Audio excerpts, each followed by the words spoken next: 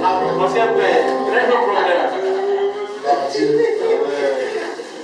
Merci Vincent pour m'inviter à participer à ce moment vraiment très inspirant. Vraiment, c'est très bon. Il faut renouveler très rapidement la deuxième édition. C'est vraiment une édition. Voilà, je suis Laurent Légué. Alors, je suis, comme il a dit, talent manager à Petroci actuellement, depuis 1 an à peu près. Mais avant ça, pendant près de 18 ans, j'étais responsable du trading dans des gosses pétroliers. À la base, je suis ingénieur agronome. Donc, les amis me demandent déjà quoi, mais je t'ai arrangé par arriver le pétrole. J'ai des frères qui est genre de notes aussi. Voilà, on est promotionnaire, je crois. Voilà, à Yamoussoukro. Après, on travaillé un peu, 1 an sur un projet de la FAO. Je suis parti continuer les études en finance à Dakar, au CESAC. Et c'est comme ça que je suis entré à Petroci. Et lorsqu'on va parler de ce programme-là, comme agroéconomiste là-bas et tout ça, mon père m'appelle, tu peux pas y aller sur le côté. Tes amis ont fini, viens chercher le travail à Abidjan. Je dis non. Finalement, je suis rentré à Abidjan. Et pendant quelques mois, plusieurs mois quand même, je cherchais du travail, je déposais par-ci, par-là. Et puis je partais, j'étais très fidèle aussi à l'église, j'étais responsable aussi de la jeunesse à l'église.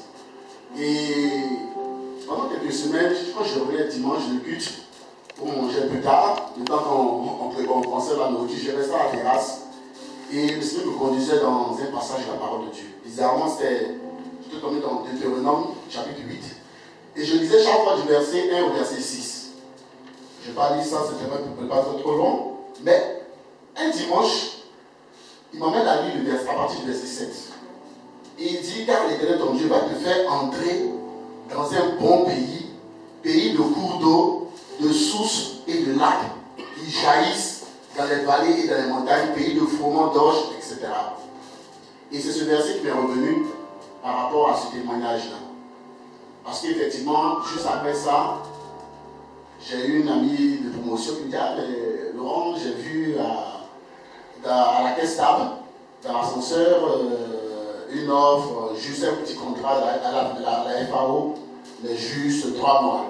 Je dis, ok, mais il n'y a pas de raison, je ne fais rien, donc autant prendre ça. Donc, je dépose mes dossiers. Et puis, dans la même période, on dit, ah, la CIDT recrute. Il faut aller faire des tests psychotechniques à Boaké.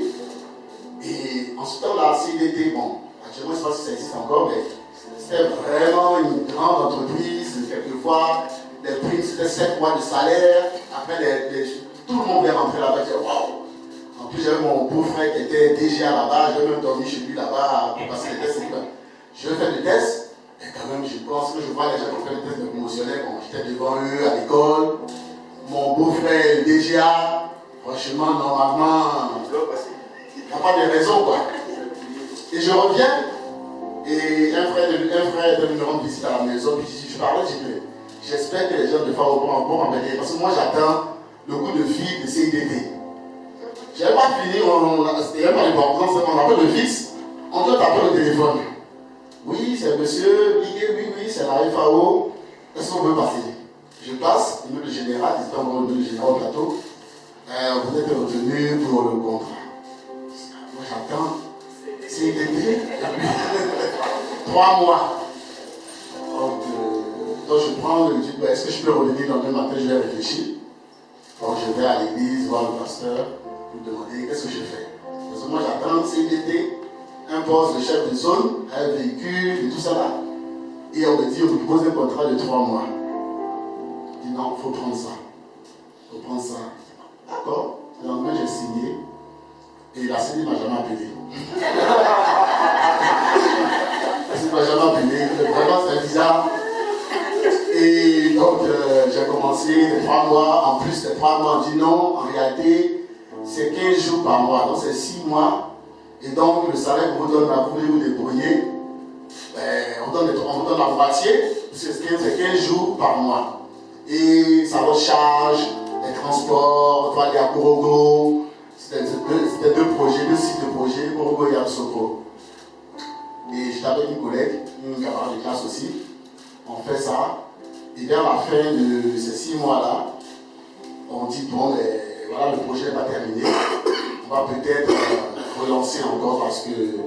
Mais on va fermer cette première partie. Et donc, notre chef de projet, lui était fonctionnaire, un fonctionnaire en ministère de l'Agriculture. On avait mis, il était le chef de projet. Il n'est pas de prime particulière, sauf quand il voyageait. Il dit, comment on fait du chantage? Il dit, non, mais en tout cas, il parle par rapport à moi dans son bureau. En tout cas, c'est lui qui va choisir les prochains là. Donc, il attend des gens qui ont voulu le voir. Celui qui ne veut pas le voir, c'est son problème. Il parle par rapport, il parle en bas. On n'écoute pas, on fait comme ça, on n'entend pas. Et puis, Dieu permet que quelqu'un du bureau régional de Ghana, voilà, qui vient, un plan, et puis dit non, mais effectivement, il faut qu'on relance le projet parce que le projet n'est pas terminé. Et donc, c'est lui qui décide. D'ailleurs, on change le contrat, ce n'est plus 15 jours par mois, c'est tout le mois. Et je crois qu'il a donné 9 mois. 9 mois de contrat. Donc, cette fois, ce n'est plus, il dit que ça. C'est encore 3 mois, on reste en CFA, c'est un contrat local. Mais si c'est 9 mois, là, il y a un contrat, on va signer avec eux, c'est en dollars, ils nous payer. Ils nous donnent l'argent, c'est pas mais le contrat est en dollars. Et là, vraiment, c'était vraiment intéressant parce que là, vraiment, la grâce de chaque mois, le dollar augmente. Donc, chaque mois, le salaire augmente. Quand je vais à la banque, j'ai honte, même je dis, c'est pas possible, ce que je fais, tout ce qu'on me donne, ça augmente. Bon, attends, je cherche mes parents, j'ai aucune charge. C'est trop. Jusqu'à ce qu'on finisse le contrat. Et le taux de l'euro est monté qu'à 777. C'était commencé ici parce qu'il passait les chiffres vraiment 777 $.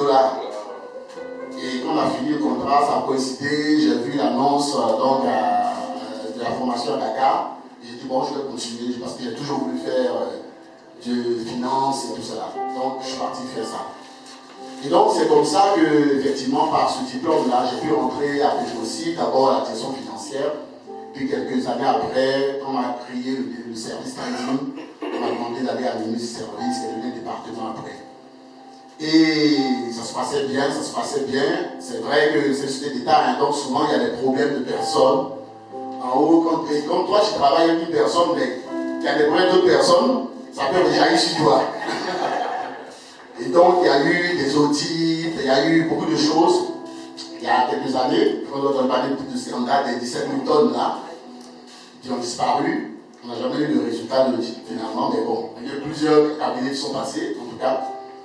Et finalement, une nouvelle direction générale qui arrive, et puis bon, qui a fait une réorganisation. Mais avant cette réorganisation, moi j'étais en vacances, et on était parti un programme à Bruxelles, justement à Bruxelles, au Parlement, petit déjeuner de prière, et je tombe sur un livre. Comme je suis passionné d'entrepreneuriat, je tombe sur un livre, je cherche en anglais, un e-book, je télécharge, je vais pour moi c'était un livre d'entrepreneuriat, parce que dans le titre, il y avait entrepreneurship. Mais c'est un truc qui parlait de gestion de carrière. Ah bon, c'est bizarre, donc je commence à lire la préface, c'est pas mal. Voilà, c'était un livre qui parle un peu, quand tu arrives au milieu de carrière, tu peux bloquer pour booster la carrière et tout ça. Et j'arrive, je prends le service, le premier jour, 8 janvier, mais je me donne une autre parole. Le 8 janvier 2024, quand je dois reprendre le service, c'est Isaïe 43, partie verset, je crois 18, 19, qui dit, je ne me souviens plus, des noms passés, voilà, j'ouvre pour toi un nouveau chemin. Et en général, je médite dans New Version, l'application New Version là. Donc, en général, je médite 15 minutes. Mais ce jour-là, bizarrement, l'esprit me pousse, je lis, je relis. Mais pourquoi? Je suis en retard même. Près de 50 minutes, je lis, je médite. Et j'arrive, je travaille, je n'aime pas me rendre compte parce que j'avais un petit travail terminé là. On dit, ah, mais le patron t'appelle, il paraît qu'il y a un changement. Et je vais le voir, il me dit, ah, on t'envoie aux ressources humaines. Je dis, ah bon, aux ressources humaines? Moi, je ne vais pas faire ressources humaines. Et je vais remplacer quelqu'un qui a fait ressources humaines. Il a la même école, lui a fait Dakar aussi. Et lui, il a fait ressources humaines. Donc lui, on enlève, moi, je dois faire ressources humaines. Ah bon? Dieu merci, c'est un frère aussi, donc il me coach pendant 3 mois. À un moment donné, il me dit, mais finalement, toi, je ne sais pas, mais en 3 mois, tu maîtrises, ça, c'est bizarre. C'est la grâce de Dieu. Et quelques mois encore, après on change, on dit non, finalement, j'ai talent. Développeur maintenant. Mais je m'arrête ici parce que C'est vrai que j'ai rencontré en décembre à Soukossi mon premier patron, il me dit mais toi on échange de poste toutes les semaines là. Non, c'est une formation. Je pense que c'est une formation. Je suis en formation actuellement. Mais c'est un travail qui est devenu pour moi très gratifiant parce que dans ce travail-là, on m'a confié dans mon portefeuille la direction commerciale, la direction logistique et puis la coordination USE. Il s'agit de faire vraiment accompagner les agents dans leur carrière et tout ça. Et pendant longtemps, on a changé de profil de carrière, peut-être aussi il fallait juste être nommé pour changer de catégorie. Et donc on a décidé de l'ancien profil de carrière. Et c'est tellement gratifiant. Je reviens de mission, j'étais à Yamoussoukro, braqué pour rencontrer des agents là-bas, mon portefeuille. Mais ils étaient tellement contents. Le chauffeur se payait, mais monsieur Liguet, les autres talents développeurs, ils font 5 minutes de vous prenez votre temps, vous dites, mais je ne vais pas laisser. Les gens, c'est leur vie. Mais les gens sont tellement bloqués, ils ont le seul fait de t'écouter, de les écouter, ils sont soulagés. Ils sont soulagés. Et vraiment, c'est formidable. C'est formidable, même le chauffeur avec qui je suis parti en mission. On partait à Brédy il y a quelques semaines. Et je parlais, je disais, toi, tu vas à la retraite dans le temps. Il dit, non, lui, il va dans 2 ans. Il t'a petit. Mais quand il se rend compte qu'il ne savait pas qu'il va à la retraite en 31 décembre. Du coup, il était resté pensif, il dit, mais j'ai même pas de maison. Il a commencé à stresser. Et bon, finalement, on discutait. J'ai même parlé d'un terrain qu'il a pu acquérir quelque part là, sur la route à l'été, 2 terrains. Et puis on discutait, il dit, mais il fait comment, il faut qu'il aille voir la DG, qu'il donne quelque chose. Vraiment, c'est coincé, qu'on change sa catégorie au moins un peu avant qu'il parte, pour qu'on essaie PS. Mais en parlant avec lui, finalement, je lui ai quelques idées. Je parlais tout à l'heure du frère Mamadou. J'ai dit, mais on peut faire un projet. On peut faire un projet sur ton terrain, peut-être construire un petit immeuble. Tu vas vendre cet appartement pour financer. Et puis tu montres quelques appartements. Il était tellement content du projet. Il a dit vraiment, pardon, je vais m'accompagner, je vais te montrer le terrain, on va voir tout ça. Pour dire qu'aujourd'hui, j'ai compris qu'effectivement, à la grâce de Dieu en tout cas, par la grâce de Dieu, avec ce parcours, je n'ai pas voulu aller dans les détails. Dieu a pourvu à mes besoins, Dieu m'a permis de voir beaucoup de choses. Mais surtout aujourd'hui, c'est surtout comment Dieu m'utilise pour servir. Pour servir d'autres personnes. J'étais très touché qu'il y a quelques jours que je faisais la visite d'autres agents, c'était des agents et puis dans d'exécution. Ils avaient peur parce qu'ils disaient, mais monsieur Liguet, viens nous voir, pourquoi? Ils ont même appelé un de leurs anciens collègues, on dit, monsieur Liguet, viens nous voir. Ils ont peur, ils étaient tous stressés. Au contraire, je suis votre avocat, je suis venu pour vous aider.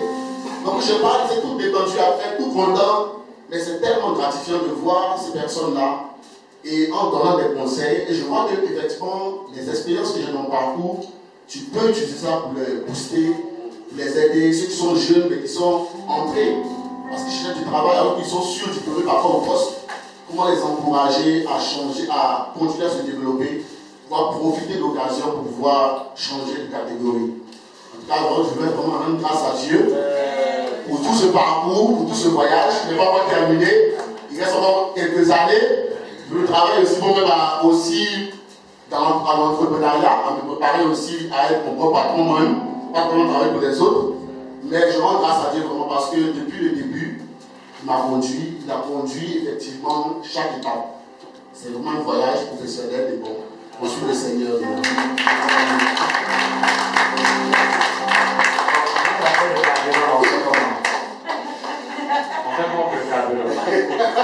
Ah, tu vois, dans les problèmes, je suis le commercial, moi. Mais tu habites aussi, tu es le représentant de la aussi.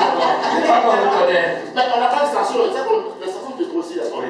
C'est pas pour vous. On a besoin de tout ça, on a besoin de tout ça. Ah bon, ouais. Donc on n'a pas de carburant.